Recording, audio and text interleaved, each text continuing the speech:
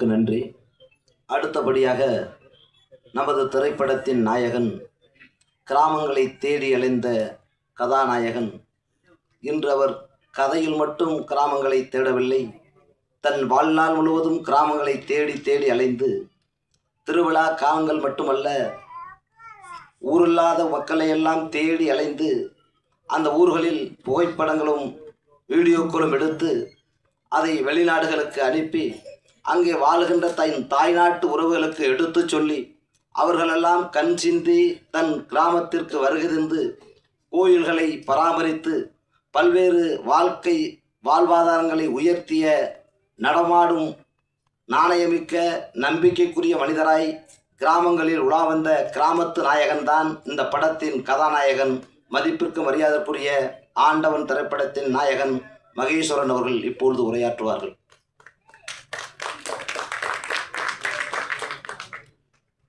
ஆன்றோர்களுக்கும் சான்றோர்களுக்கும் என்னை போன்றவர்களுக்கும் நான் ஆண்டவனாக நினைக்கும் ஐயா பாக்கியராஜ் அவர்களுக்கும் உடன் இருக்கும் அத்தனை திரை சொந்தங்களுக்கும் பத்திரிகையாளர்களுக்கும் வணக்கத்தை தெரிவித்துக் கொள்கிறேன். உங்கள் கூட்டத்திலிருந்து வந்தவன் தான் நான். பொதுவாக இந்த படத்துக்காக ஒரு 3 டீமுக்கு நன்றி சொல்ல வேண்டியிருக்கு. யார் அந்த 3 அப்படின்னு கேட்டிங்கன்னா, முதல்ல என்னுடைய நண்பர்கள். இந்த நண்பர்கள் தான் இந்த ஆண்டவனை உயிர்ப்பித்து வச்சு எல்லாருக்கும் ஷேர் பண்ணி கொண்டு போய் மக்கள்கிட்ட பூரா சேர்த்துக்கிட்டு இருக்காங்க. அத்தனை நண்பர்களுக்கும், என்னுடைய கிராமத்து மக்களுக்கும், இந்த மகேஷ் யார் அப்படிங்கிறத இந்த உலகத்துக்கு எடுத்து கொண்டு வந்த என்னுடைய கிராம மக்கள் அனைவருக்கும், மற்றும் என்னுடைய சுற்று வட்டாரங்களில் இருக்கிற அத்தனை கிராம மக்களுக்கும். நான் பிறந்தது ஆலடிவட்டியாக இருந்தாலும் விருதுநகர், ராம்நாடு, சிவகங்கை இந்த மாவட்டங்களில் போனால் அத்தனை கிராமத்துக்காரங்களும் என்னைய அவங்க வீட்டு பிள்ளையாக தான் நினச்சிக்கிட்டு இருக்காங்க. அத்தனை பேருக்கும் முதல்ல நன்றியை தெரிவிச்சுக்கிறேன். அதுக்கப்புறம் பார்த்தீங்கன்னா, விருதுநகர் மாவட்டத்தில் இருக்கிற ஒரு கலெக்டர் அப்படின்னா அவருக்கு 1008 ஆர்டர் வரும். அவருக்கு கீழே இருக்கிற அதிகாரிகளுக்கு 1008 ஆர்டர் போட வேண்டியிருக்கும். அதெல்லாம் பம்பரம் போல் சுற்றி வேலையை பார்த்து சமூக வலைதளங்கள்லையும் ஆக்டிவாக இருந்து இந்த மாவட்டத்தில் என்னென்ன பிரச்சனை அப்படின்னு இண்டு இடுக்கு மூளை முடுக்கில் எல்லாத்துலேயும் தேடி தேடி பார்த்து ஒரு கலெக்டர் நல்லது செஞ்சுக்கிட்டு இருந்தார். யார் அவர் அப்படின்னு பார்த்தீங்கன்னா, மேகநாத ரெட்டி. இதுக்கு முன்னாடி இருந்த கலெக்டர், விருதுநகர் மாவட்டத்தில் இப்போ இருக்கிற கலெக்டருக்கு முன்னாடி இருந்த கலெக்டர். அவரை வச்சு தான் இந்த படமே உருவாகிருக்கு. ஆண்டவன் அப்படின்னா நான் ஹீரோ கிடையாது, மேகநாத ரெட்டி அவர் தான் ஹீரோ. அவருடைய கதாபாத்திரத்தில் தான் நம்மளுடைய மதிப்புக்குரிய ஐயா பாக்கியராஜ் சார் நடிச்சிருக்கிறாரு. ஆண்டவன் அப்படின்னா என்னன்னு கேட்டிங்கன்னா, காலத்தினால் செய்த நன்றி சிறிதெனும் ஞாலத்தின் மான பெரிது அப்படின்னு சொல்லுவாங்க. இப்போ ஒரு நன்றிக்காக எடுக்கப்பட்ட படம் தான் இந்த ஆண்டவன். அப்போ மேகநாத ரெட்டி ஐயா அவர்களுக்கு நன்றி. ஒரு கலெக்டர் கார் அப்படின்னு பார்த்தீங்கன்னா மேலே ஒரு சைரன் சுற்றிக்கிட்டு இருக்கும் பார்த்தீங்களா, அது சைரன் கிடையாது.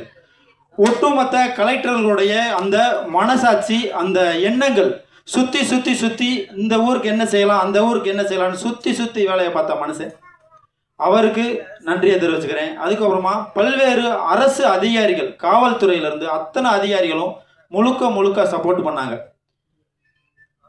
மணிவண்ணன் சார் ஏடிஎஸ்பியாக இருந்தார் அவர். அப்புறம் எங்கள் ஊரில் பிறந்து இன்னைக்கு எஸ்பியாக இருக்கிற ஈஸ்வரன் அண்ணன், இப்படி எத்தனையோ அதிகாரிகளும் பல்வேறு நண்பர்களும் கிராம மக்களும் சொந்த ஊருக்காங்க அத்தனை பேர் சேர்த்து தேர் மாதிரி இழுத்து கொண்டு வந்து இங்கே நுப்பாட்டி இருக்கிற படம் தான் இந்த ஆண்டவன். ஆண்டவன் அப்படிங்கிறது படம் கிடையாது. நான் போகும்போது வீடியோ எடுப்பேன்ல, அதுதான் இந்த ஆண்டவன் படத்தில் இருக்குது. நான் இந்த படத்தில் நான் நடித்த மாதிரி எனக்கு ஃபீலிங்கே இல்லை. நான் எடுத்துக்கிட்டு இருக்க போது சுற்றி இருந்து எல்லாரும் வீடியோ எடுத்திருக்காங்க. இன்னைக்கு வரைக்கும் இப்போ வரைக்கும் வீடியோ எடுத்துகிட்டு தான் இப்போ வந்திருக்கிறேன். நாளைக்கு மறுபடியும் நான் வீடியோ எடுக்க போகணும். உங்கள் வீட்டு பிள்ளை, உங்கள் கூட்டத்தில் இருக்கிறேன். சமூக வலைதளங்களில் ஆக்டிவாக ஏதாவது இந்த மக்களுக்கு எதையாவது ஒன்று செஞ்சிட மாட்டோமா, ஏதாவது ஒன்று சொல்லிட மாட்டோமா, யாருக்காவது நன்மை செஞ்சிட மாட்டோமா அப்படின்னு நினச்சிக்கிட்டு இருக்கிற ஒவ்வொருத்தவரும் இந்த படத்துடைய ஹீரோ தான். அப்படி தான் இந்த ஆண்டவன் படம் உருவாகுச்சு. இதே பிரசாத் ஸ்டூடியோவில், இதே பிரசாத் லேபில் 9 வருஷம் முன்னாடி யாருன்னே தெரியாது அந்த டைரக்டரை, ஒரு நல்ல ஒரு படம் எடுத்திருக்கிறாரு அப்படின்னு ஃபேஸ்புக்கில் பார்த்தோம். அந்த காலகட்டத்தில் தான் சமூக வலைதளம் ஆரம்பித்தேன். நான் நம்மளுடைய நண்பர் இன்னைக்கு வந்திருக்கிறாங்க. 500 கிலோமீட்டருக்கு அங்கிட்டு இருந்து எனக்காக எத்தனை பேர் வந்திருக்கிறாங்க, வேன் பிடிச்சு வந்திருக்கிறாங்க. அந்த நண்பர்கள்லாம் இதே பிரசாத் லேபில் ஓரமாக நின்று வீடியோ எடுத்தோம். இன்னைக்கு இந்த இடத்துல கதாநாயகனை வந்து இருக்குது. அதுக்கு முழுக்க முழுக்க இந்த நண்பர்களுக்கு மட்டும்தான் நன்றி கடன் சொல்ல வேண்டியிருக்கு. நண்பர்கள்னால் நான் நேரடியாக பார்த்த நண்பர்கள் இல்லை, நான் பார்க்காத நண்பர்களும் இங்கேயே நிறைய பேர் வந்திருக்கிறாங்க. ஆனால் உங்களை நான் ஃபேஸ்புக்கில் பார்த்தேன், யூடியூப்பில் பார்த்தேன் அப்படின்னு சொல்லி வந்த நண்பர்கள் ஆயிரம் பேர் இருக்காங்க. அத்தனை பேருக்கும் நன்றியை தெரிவிச்சுக்கிறேன். ஹீரோ யாரு அப்படின்னு பார்த்தோம்னா உங்களுடைய கூட்டத்தில் இருக்கும் அப்படின்னு சொன்னல, சமூக வலைதளங்களில் ஏற்கனவே வெள்ளப்பாண்டியன் அவர்கள் சொன்னார், பத்திரிகையாளர்கள் நினைச்சா என்ன வேணாலும் செய்யலாம். எத்தனையோ பேரை தூக்கி விட்டுருக்குறீங்க. உங்களுடைய கதாபாத்திரம் தான் இந்த படம். நீங்கள் என்ன நினைக்கிறீங்களோ அதுதான் இந்த படம். உங்களால் நினச்சா என்ன வேணாலும் செய்யலாம். சாப்பாடு ரிவ்யூ போடுறோம், இன்னும் காசு வாங்கிட்டு எத்தனையோ கடைகளை ப்ரொமோஷன் பண்ணுறோம்.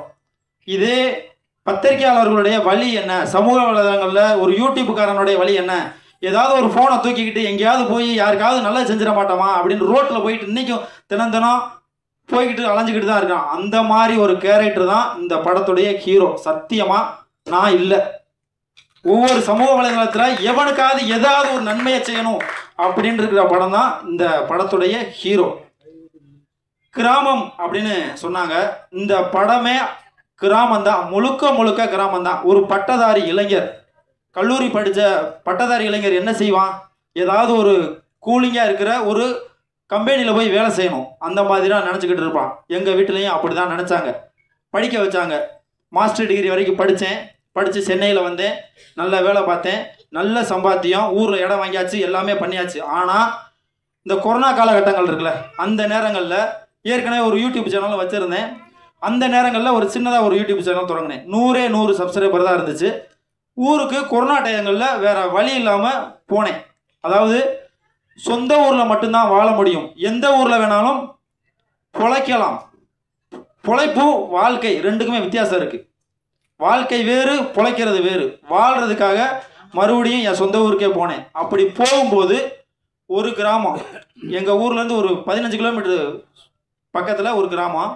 அந்த கிராமம்னா எப்படி இருக்கும்? வாய்க்கா, வரப்பு, வாழைத்தோப்பு, அப்படியே இயற்கை வளம் நிறைஞ்சு தான் நம்ம படங்கள் எல்லாம் பார்த்துருப்போம். அப்படிலாம் இல்லை.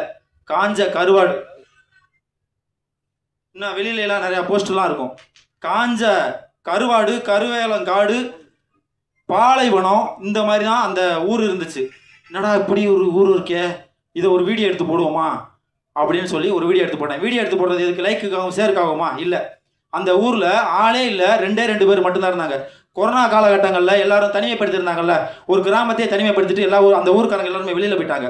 அப்படி இருக்கிற போது அந்த வயசான தாத்தாவுக்கும் பாட்டிக்கும் வீடு கிடையாது. உடைஞ்ச வீடு, ஒழுகும். எப்போ வேணாலும் அந்த சோறு இடிஞ்சு விழுந்துடும், எப்போ வேணாலும் சாகலாம். செத்தாலும் கேட்கறதுக்கு நாள் இல்லை. ஏன்னா அந்த ஊருக்காரங்க எவனுமே இல்லையா, எல்லாம் வெளியில் போயிட்டாங்க. அப்படி இருக்கிற ஒரு சூழ்நிலையில் அந்த ஊருக்கு போய் ஒரு வீடியோ போட்டு, இந்த ஊருக்காரங்க எல்லாரும் வெளியில் போயிட்டாங்க, இந்த தாத்தா பாட்டிக்கு வீடு இல்லை, தயவு செய்து ஒரு வீடு வேணும், அதுக்கு எனக்கு காசு கட்டி கொடுக்குறதுக்கு என்கிட்ட காசு இல்லை, உங்ககிட்டையும் கேட்க முடியாது. அப்படி கேட்டோம்னா இன்னைக்கு என்ன சொல்கிறாங்க? இந்த காசு கேட்க ஆரம்பிச்சிட்டேன், பிச்சை கேட்க ஆரம்பிச்சிட்டேன் அப்படின்னு சொல்கிறாங்க. அப்போ இந்த வீடியோவை ஷேர் பண்ணுங்கள், அரசாங்கத்துடைய கண்ணுக்கு போகும், அரசாங்கம் இதை செஞ்சு கொடுக்கும் அப்படின்னு சொல்லியாச்சு. சொல்லி முடித்து 3வது நாள் அந்த கலெக்டர் பதவியேற்று 3வது நாள் நேரடியாக அந்த ஊருக்கு அந்த வீடு கட்டி கொடுக்குறதுக்கான ஆர்டரை கொடுத்துட்டு, அது மட்டும் இல்லாமல் இந்த ஊருக்காரங்க மறுபடியும் இந்த ஊருக்கு வந்தாங்கன்னா நான் அந்த ஊருக்காரங்களுக்கு நான் வீடு கட்டி கொடுக்குறேன் அப்படின்னு ஒரு உத்தரவாதத்தை கொடுத்துட்டு போனார். அவர் தான் ஏற்கனவே சொன்னால் நம்ம கலெக்டர் மேகநாத ரெட்டி. அந்த வீடியோவை கண்டிப்பான முறையில் இங்கே யாராவது பார்த்துருப்பீங்க, ஏன்னா மில்லியனில் போச்சு. யாராவது பார்த்தீங்களா? கை தூக்குங்களேன். யாரெல்லாம் பார்த்துருக்கீங்கல்ல?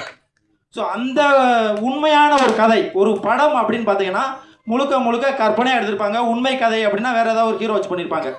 இது உண்மை கதை. அந்த வீடியோ இருக்கும், ஒரு கிட்டத்தட்ட ஒரு 8-9 நிமிஷம் வீடியோ. அந்த ஒரிஜினல் வீடியோ இந்த படத்தில் இருக்குது. ஒரிஜினல் வீடியோ அப்படியே இருக்குது. ஸோ அப்படிப்பட்ட எடுக்கப்பட்ட படம் தான் இந்த ஆண்டவன். இன்னைக்கு நகரங்களில் நம்ம பிழைப்பை தேடி வந்துடுறோம்.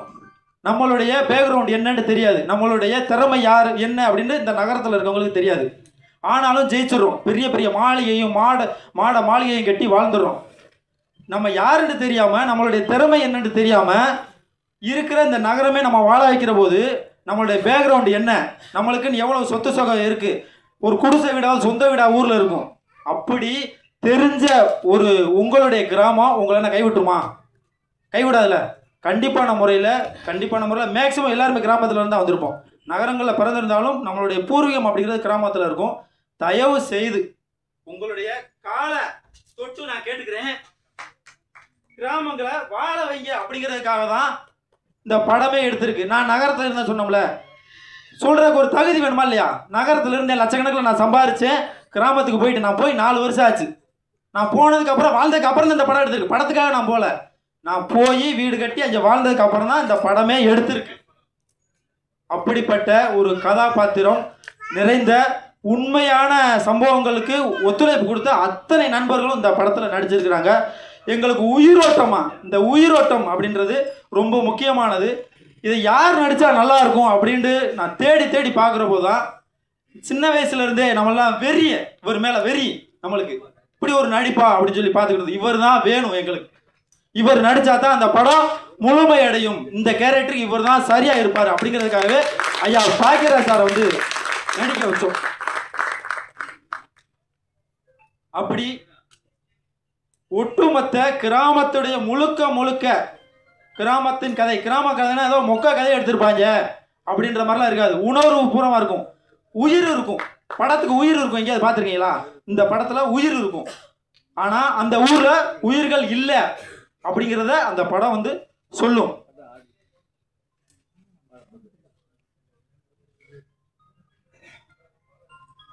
உதவுற எண்ணம், நன்றி அப்படின்னு ஏற்கனவே சொல்லியிருந்தேன் பார்த்தீங்களா? உதவுற எண்ணம் இருக்கிறவங்க அத்தனை பேரும் இந்த படத்தில் வந்து ஆண்டவனாகவே இருப்பாங்க. உதாரணத்துக்கு சொல்லணும்னா, நான் ஏற்கனவே சொன்னேன்ல, என்னுடைய பார்வையில் என்னுடைய நண்பர்கள் ஆண்டவனாக இருந்தாங்க. அதுக்கப்புறமா என்னுடைய ஊருக்காரங்க என்னுடைய பார்வையில் ஆண்டவனாக இருந்தாங்க. என்னுடைய பக்கத்து ஊருக்காரங்க என்னுடைய பார்வையில் ஆண்டவனாக இருந்தாங்க. இந்த படத்துக்கு உயிரோட்டம் கொடுத்த பாக்கியராஜ் ஐயா இந்த ஆண்டவன் பட குழுவுக்கே ஆண்டவனா இருந்தார். நீங்க இந்த படத்தை பார்க்குற போது நீங்களே ஆண்டவனா இருப்பீங்க. ஆண்டவன் அப்படிங்கிறது என்ன நினைச்சுக்கிட்டு இருக்கீங்க? வேல் கம்பை விஜயவாயம் கச்சுக்கிட்டு இப்படி கொடூரமா ஊருடைய எல்லையில கருப்பசாமி மாதிரி ஐயனார் மாதிரி நின்றுக்கிட்டு இருக்கும்ல, அது ஆண்டவன் நினைச்சீங்களா? அது ஆண்டவன். ஆண்டவன் அதுக்காக சிலையா எந்திரிச்சு நேரில் வந்துருமா இல்லை குதிரையில் வந்துருமா? அப்படிலாம் வராதுல்ல. எப்படி வரும்? இந்த மாதிரி நவீன காலகட்டங்களில் ஆண்டவன் திரும்பி வருவார் அப்படின்னு எல்லா மதங்களும் சொல்லிக்கிட்டு தான் இருக்குது. அப்படி இது மாதிரி ஏதோ செல்போனையோ இல்லை கேமராவையோ தூக்கிக்கிட்டு தான் இந்த ஆண்டவன் வந்து வந்திருக்குது. இந்த 2025 ஆண்டவன் வந்தா எப்படி இருக்கும் அப்படின்றது இந்த படம் சொல்லும். அதுக்காக தான் இந்த ஆண்டவன், மற்றபடி மதத்துக்காக இருக்கும் அப்படின்லாம் கிடையாது. ஆண்டவன் அப்படிங்கிறது ஒரு பெரிய நம்பிக்கை. அந்த நம்பிக்கையை கொடுத்த ஆண்டவன். இந்த படத்தில் நடித்த நடிகர்கள் அத்தனை பேருமே தங்களுடைய சொந்த நடிப்புல அதை உண்மையாவே வாழ்ந்திருக்காங்க. வாழ்க்கை இந்த படத்தை எல்லாருமே வாழ்ந்தாங்க அப்படின்னு தான் சொல்லணும். அது வில்லனா இருக்கட்டும், நம்ம கதாநாயகியாக இருக்கட்டும், கூட இருந்த நண்பர்களா இருக்கட்டும், நாங்க படம் எடுத்த அந்த ஊருக்காரங்க பொதுவாக ஒரு ஷூட்டிங் எடுக்கிறாங்கன்னா என்ன செய்வாங்க? ஏதாவது ஒரு ஷூட்டிங் பிளேஸ்க்கு அமௌண்ட் கேட்பாங்களா இல்லையா? ₹1 கூட கேட்க கிடையாது. ஏன்னா கதை அப்படி கதை.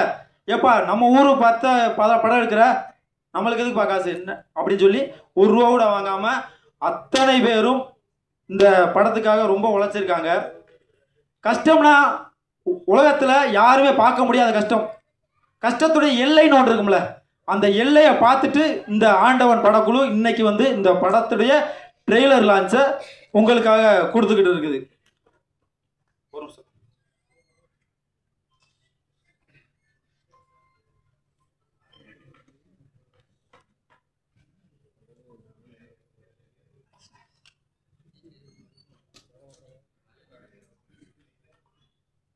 அதனால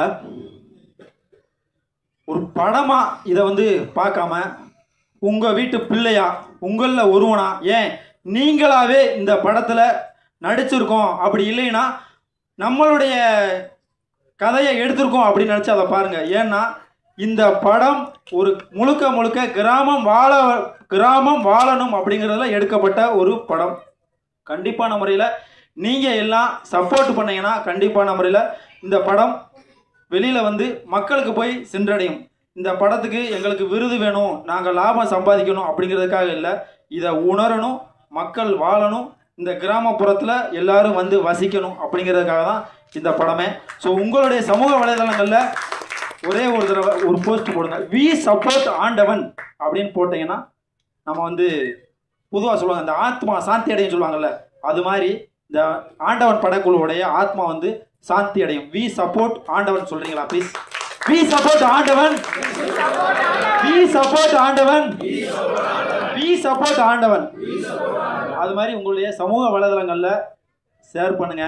முழுக்க முழுக்க யூடியூப்புக்காகவே எடுக்கப்பட்ட படம். யூடியூப்பு, இன்ஸ்டாகிராமு, ஃபேஸ்புக்கு இது மாதிரி சமூக வலைதளங்களில் நிறையா இருப்பீங்க. அது மாதிரி ஷேர் பண்ணுங்கள். நம்மளுக்கு பெரிய அளவில் காசு கொடுத்து பெரிய அளவில் ப்ரொமோஷன் பண்ணி அப்படி பண்ணுறதுக்கு நம்ம சக்தி இல்லை. ஸோ நம்மளால் முடிஞ்ச அளவுக்கு பண்ணியிருக்கிறோம். இந்த படத்தை கொண்டு போய் சேர்க்க வேண்டியது மீடியாக்காரங்களுடைய உங்களுடைய பொறுப்பு, உங்களுடைய கடமை. ஏன்னா உங்களை பற்றி தான் இந்த ஆண்டவன் சொல்லுது. நன்றி, வணக்கம். கலைத்தாயின் தவப்புகளுக்கும் மற்றும் அனைத்து நடிகர்களுக்கும் இயக்குநர்களுக்கும் எங்கள் சொந்த ஊர் ஆலடிவட்டி. இந்த ஆலடிவட்டி மண்ணில் எனக்கு நிறைய பேர் சப்போர்ட் பண்ணுறாங்க, பண்ணியிருக்கிறாங்க. அப்படி பண்ணதுனால தான் நான் வந்து இந்த இடத்துல நிற்கிறேன். அதே மாதிரி எங்கள் ஊரை சுற்றி இருக்கிற அத்தனை கிராம மக்களுக்கும், என்னுடைய நண்பர்களுக்கும், ஒட்டுமொத்த உறவுகளுக்கும், தமிழக மக்களுக்கும், அரசு அதிகாரிகளுக்கும் தன்னுடைய கடமையை இடைவிடாமல் எந்த ஒரு காசு வாங்காமல் செய்யணும் அப்படின்னு நினைக்கிற அத்தனை அரசு அதிகாரிகளுக்கும் இந்த இடத்துல நன்றியை தெரிவிச்சுக்கிறேன். நன்றி, வணக்கம். ஜெய் ஹிந்த்.